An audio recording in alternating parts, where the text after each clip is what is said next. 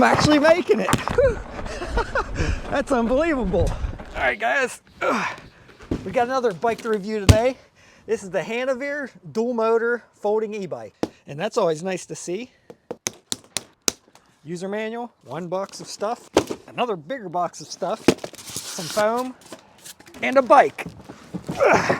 And currently, I believe this is probably one of the cheapest dual motor e-bikes you can buy. With the current coupon code, I think it's like $1,200 with free shipping, and that's pretty insane. If you're interested in picking this up after watching this video, I'll leave links down below to everything. And as always, there'll be affiliate links. So if you guys use those, it will help support the channel, and that's what helps me creating these videos. So thank you if you do use that link, I appreciate it. But let's get into it and see what this bike's all about. So look at the seat that this comes with. That's probably like a $50 seat. That's cool because I don't have one like that.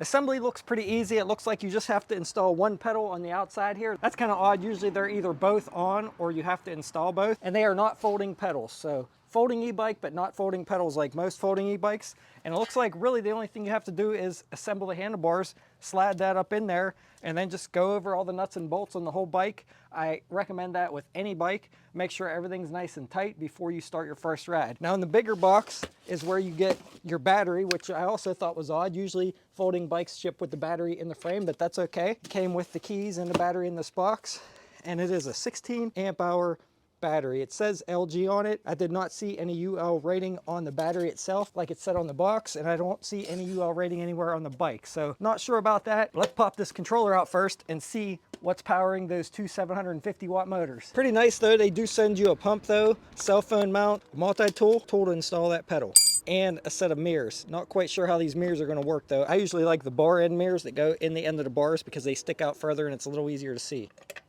Oh man, that's a lot of wires. I don't even know if I want to take those out to see that controller. All right, I did it anyway. Hopefully I can get them all back together. Check that out. But it looks like it's an 18 amp controller. Not quite sure if that's 18 amps total or 18 amps for each motor. Not quite sure. But it does say that this bike has 160 newton meters of torque, so I can't wait to test this thing up hills because it should take me up that grassy hill no problem. Now let's see if we can get everything back in here without damaging anything. All right, I got them back in. Looks like you have to plug one plug in up here by the handlebars, probably for the display or the pad to turn it on. Just line up the arrows, and we got juice. All right, everyone, so we got the Hanevear H100 all-wheel drive all charged up. So we're gonna put this thing through its paces today, and we're gonna see if it's worth the $1,200 that it is currently priced at with the coupon. And like I said, those prices can change. Check the link down below for the current price. So let's jump right into it. I'm curious what the top speed's gonna be. It's supposed to be 30 plus miles per hour, and it's supposed to have 160 newton meters of torque, which is insane because that's how much the 1,000 watt mid-drive Hanevear Cobra Pro had. So if this has good torque, it should pull me up any hill around here, no problem. But let's get into it and test it out first on the grassy hill test. If you guys seen my video about that where I took 19 different bikes up that hill, you'll see that almost all single hub motor bikes didn't make it up it. Let's try this one. All right, we're gonna start right here, throttle only, pedal assist 5, dual motor mode.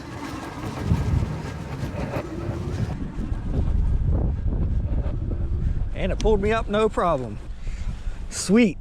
On to the next test. All right, now the next test, we're gonna go up this hill, throttle only. This is what I do in the beginning of all my tests, and see what kind of speed we can maintain going up it. Pedal assist 5, throttle only, dual motor mode. And both Walkie H6 and H9 dual motor bikes was around 14 to 15 miles an hour up this hill. So let's see what this one will do. 14, 13. Not bad, guys. 13 miles an hour was the lowest speed that it went up that hill. That's 2 miles an hour faster than my fastest single hub motor bike, which is 52 volts, 750 watt. So let's go try some other tests and max speed. See what this baby can do with just throttle only and then in pedal assist 5. Now you can change your pedal assist levels from 0 to 3, 5, 7, or 9. However, you cannot go in and adjust each level individually. But that is nice that they give you those different options. So far, these brakes seem really nice. Pretty good stopping power. One thing I noticed that I like is that when you're in single motor mode, this bike is pretty tame.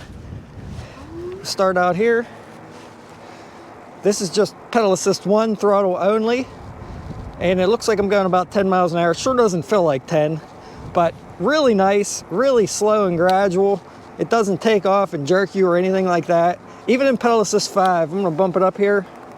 Now your throttle is limited to your pedal assist level, so keep that in mind. If you want full throttle or full power of your throttle, you have to be in your highest pedal assist level. One thing that is cool, you can go in the settings and turn the pedal assist off though, so you can have full throttle, but then just pedal it like a regular bike without the motor engaging if you want to do that.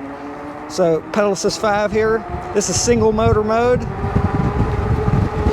And as I go through this ride today, keep an ear on those motors. They are super quiet for being dual motor. Listen to those motors, I can't even hear it. This thing is tuned pretty good.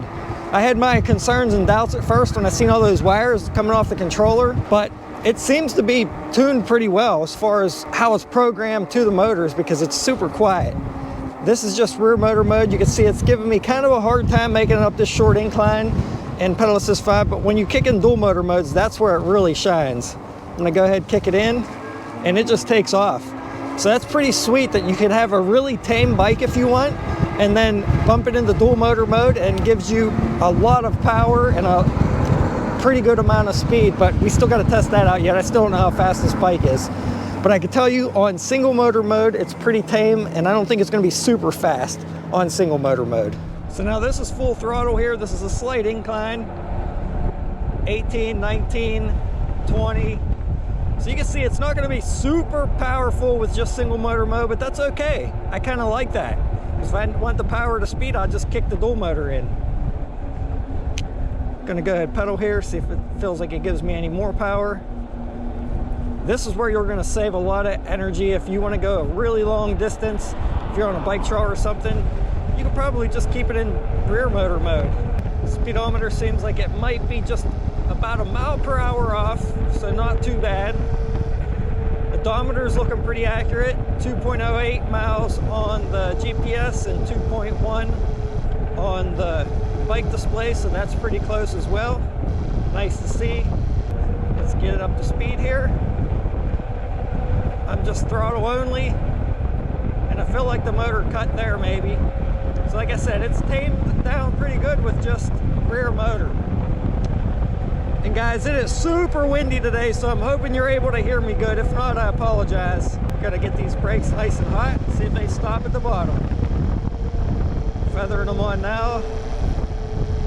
Getting them nice and warm. Let's see if we can lock them up. Oh yeah. Do have to pull a little bit harder than some other bikes, but no problems stopping. All right, a little bit off-road. Let's see if we can make it up this super steep rocky hill. Highly unlikely that we're going to, but we're gonna try.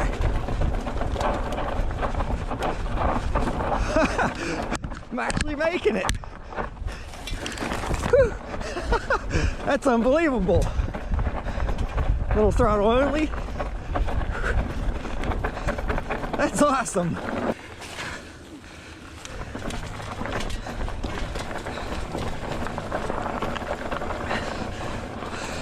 I can't believe I just made it up that. Yeah, I had to pedal. I don't think there's any way I would have made it up this without pedaling, but that's crazy. And one thing I do love about this all-wheel drive bike is that it's only 81 pounds with both motors and that 16 amp hour battery. Some of the other dual motor bikes I have are over 100 pounds. One's like 111, I think the other one's like 115. Now grant you, yes, they do have bigger batteries and you're gonna get a longer distance, but I really like this lighter weight one. It's not much heavier than most e-bikes, and it just seems like it's a lot easier to rip around. Some of the other ones, I don't know if I would have tried coming up this hill because it would have just been big, bulky, and maybe a little harder to pedal. But look at that though. It's hard to actually show you how steep it is. Try to walk down it here. Steeper than you think. All right, I'm not gonna walk all the way down though.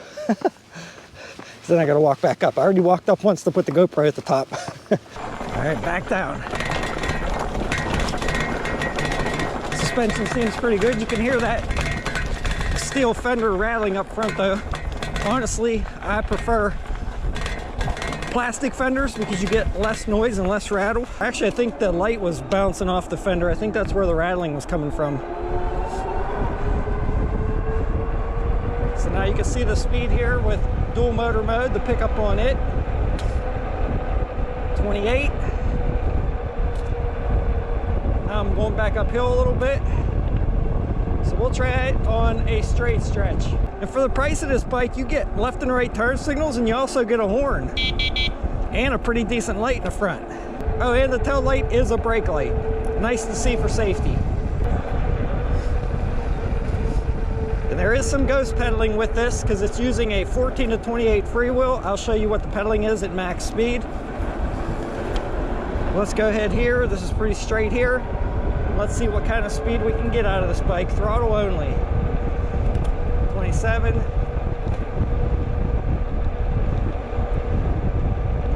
Looks like about 27 on GPS, and I have a little bit of a headwind here.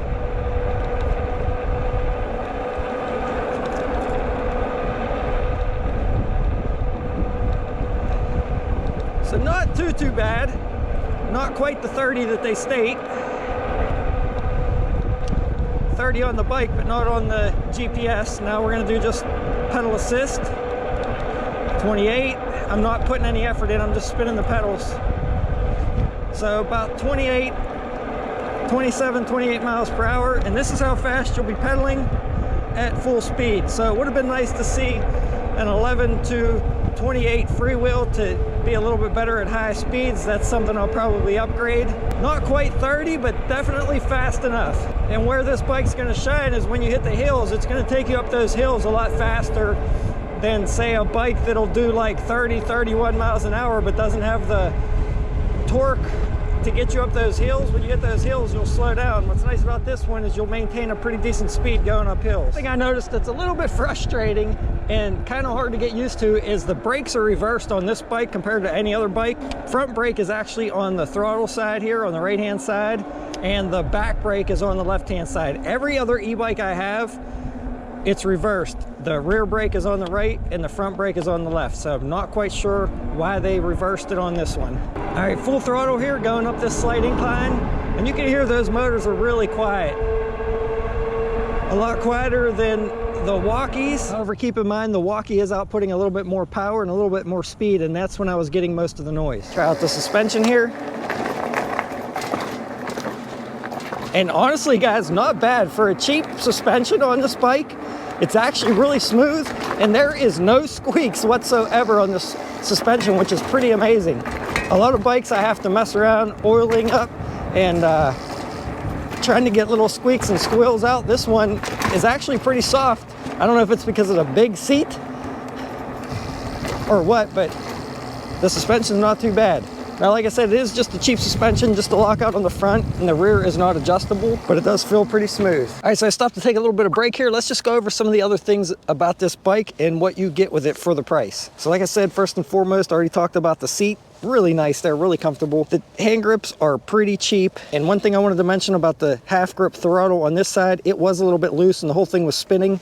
There's a little 4mm Allen screw in there. You have to tighten that up, which keeps this grip from twisting. So you might want to check that. And also this screw here on the adjustable stem was loose, so make sure you double check that. But like I said in the beginning of the video, make sure you go over all the nuts and bolts on any bike that you buy, not just this one, because you always want to double check everything and before some of your rides every so often. Up here on the handlebars on the left hand side, you have your switch for your lights. The switch below that to turn on and off dual motor mode. Now you cannot select just rear or just front. It's either single motor rear or dual motor, but I'm okay with that. Below that, you have your turn signal for left and right, and then a horn button. Here's your control pad for controlling your different pedal assist levels. You have a button on the side that brightens and dims your display light, info button, and then your power button down here. Pretty nice colorful display in the center. The only thing I do not like about this display is it doesn't tell you the percentage or the voltage of the battery. It just gives you 5 bars.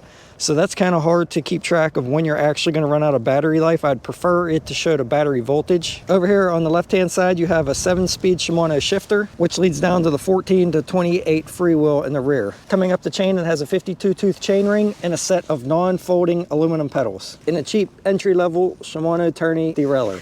Now there is no derailleur guard on this bike. It would have been nice to see that $1 or $2 part to be added on here to protect that in case it falls over.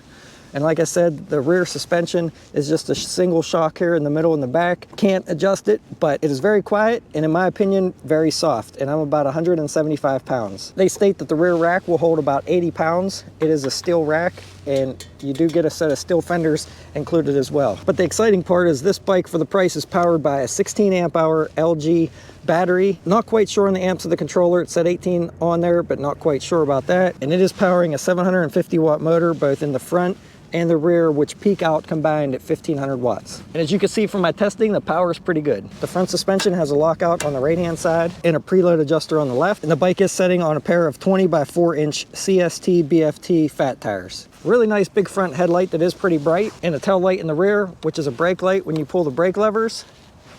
And that's also where your turn signals are at. And for stopping power, this bike's using a set of hydraulic disc brakes and what looks like X1 K-Tet brake calipers. Never heard of that brand before, but they seem pretty decent. And it has 180 millimeter rotors on both the front and the rear of the bike. Now, one thing I want to mention is that on their website, it looked like it had Disland brakes and 160 millimeter rotors. So I'm not sure if they made some kind of upgrade. So you may get the Disland ones, or you may get these K-Tet ones. Or maybe another model. Now keep in mind, these are DOT brake fluid in these brakes, not mineral oil, so keep that in mind if you ever have to bleed your brakes. But always double check the ones that you have first. The stem in the front folds down and the bike folds in half for easy transport in a vehicle. And the front of the bike also has a mounting point for a basket, but what's odd is it only has 3 holes here, not 4 in a square, so I'm not quite sure how sturdy that front rack or front basket would be. And I just wanted to jump in here real quick and say that Hanevear did send me their front basket also. I just received it. I put it on here. There's 3 mounting holes here. I left the top one up there and just used the bottom 2 to keep this up a hair, because when the suspension compresses, the front basket actually hits the top of the light. I reached out to them and asked them what you were supposed to do about this, because there's nowhere to mount the light on the front basket. And they said they were thinking about going with a smaller light and possibly doing away with the front basket and then offering a rear basket. I hope they don't do that, because I really like the front one and I like the bigger headlight. They just need to figure out a way to put a little tab here to mount the light upside down right here so it doesn't interfere with the fender. So hopefully they keep this. I'd rather put a bag on the back and keep the basket on the front. And I actually forgot to measure the minimum seat height, but you could see here that I'm 5'7.5" with a 30-inch inseam, and I could sit almost flat-footed on the bike and almost touch the ground flat-footed. So for comparison, this is me at about 5'7". Also has a pretty nice heavy-duty kickstand in the back, and a charge port here on the bike to charge the battery in the bike, or you can take that battery out of the frame and charge it out of the bike. And I really like the plug design on this one. It actually goes in really well and seals that hole. I know that's something really petty, but some bikes have that really long plug that you got to stick in a little hole and it's hard to get in, but this one is a pretty nice design, and they even have it cut out to match the weld pretty nice, so I thought that was pretty cool. The wiring on the bike in the front's not too bad. However, there is a lot of wires right here, and for some reason this brake cable here was really long right here. From here to here, it had a big loop in it, so I zip tied it to here. So I'm not sure if they forgot to trim this brake cable down to the actual length that it needed to be to go to the rear caliper. I tried to pull some up the front. I got a little bit up there, but then I still had a little bit of excess here. So I zip tied it to the center here to keep it out of the way so my foot didn't hit it. So not quite sure what's going on with that. But overall, guys, I think it's a pretty decent bike for the price. I mean, you can't complain for dual motors and 16 amp hour battery for $1,200 currently. Like I said, price could go up. And the seat that you get, that's like a $50 seat. So not bad in my opinion. One thing I did not really like is that the branding on this bike is pretty excessive. It has Hanevear on the front fork here, Hanevear on the frame, Hanevear website here on the back. Seems a little excessive to me. The good thing is you could cover this up easily if you wanted to, and on the front forks they seem to be just stickers up here, so you could actually peel those off if you wanted. I don't mind a little bit of branding on the bikes, but sometimes it is a little bit excessive. It does look good though. And this bike comes in this gray color and also like a tannish color as well. So 2 colors to choose from. And they do also give you a cell phone holder and a set of mirrors. I did not install those. This is the cell phone holder that I always use, but it is nice to see that they include some accessories. And I normally use a bar end mirror that goes in here to get the mirror out further. I'll put links down below if you guys are interested in that. The ones they give you are about right here. They may work, but I always like when they're out further because you can see easier behind you. But I'll put links down below to all my accessories, bags, alarms, lights, locks, things like that. So if you're interested, please check them out. So let's go do some more suspension testing and take it up some more hills and head back towards home.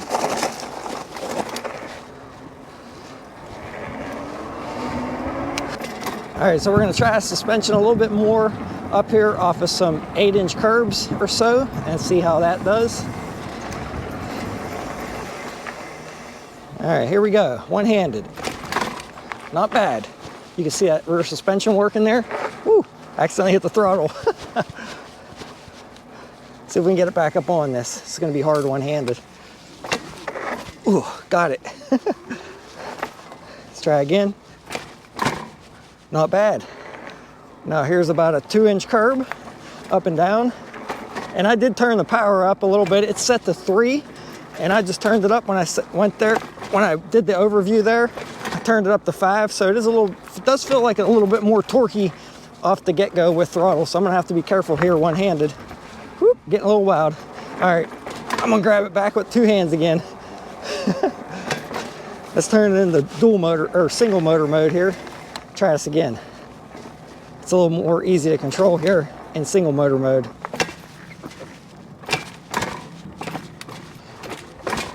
Not bad, not bad. All right, everyone, here's one of the steepest hills in my town. We're gonna see if we can make it all the way to the top with just throttle only. And I'm expecting that it should. I don't see why it wouldn't make it up. Let's start from a stop here, since there's a stop sign. And let's see what it does. Here we go. We'll see what speed it does it at too. So far, so good.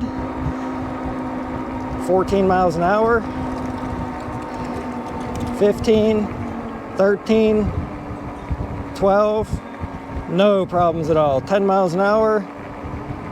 Easily. 10 miles an hour was the lowest it was up that hill with just throttle only in the steepest hill in town. I knew it would do it.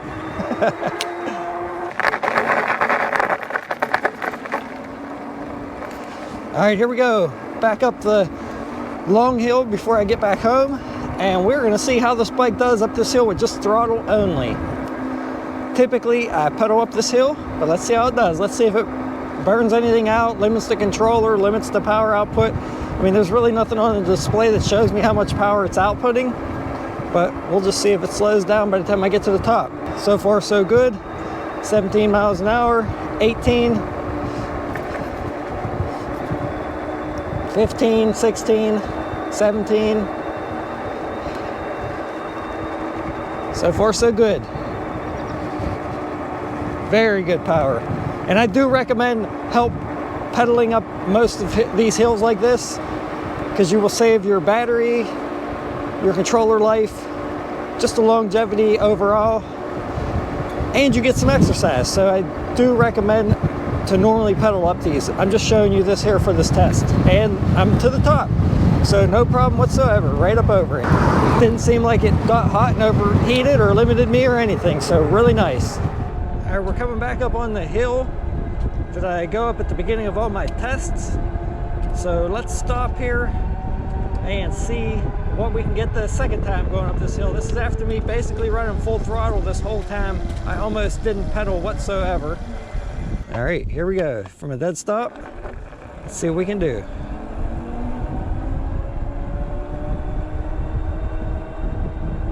I believe it was 13 miles an hour at the beginning of the video. 14, 13, so the same. I haven't lost any speed at all. Nice. And let's try a steep grassy hill from the center and see if it has enough to pull me up. I doubt it. So from a dead stop. Little bit of pedaling. That's impressive. I had to pedal just a little bit to get it going, especially since the grass is a little bit damp, but it pulled me up, no problem. From the center of the hill with just a little bit of pedaling.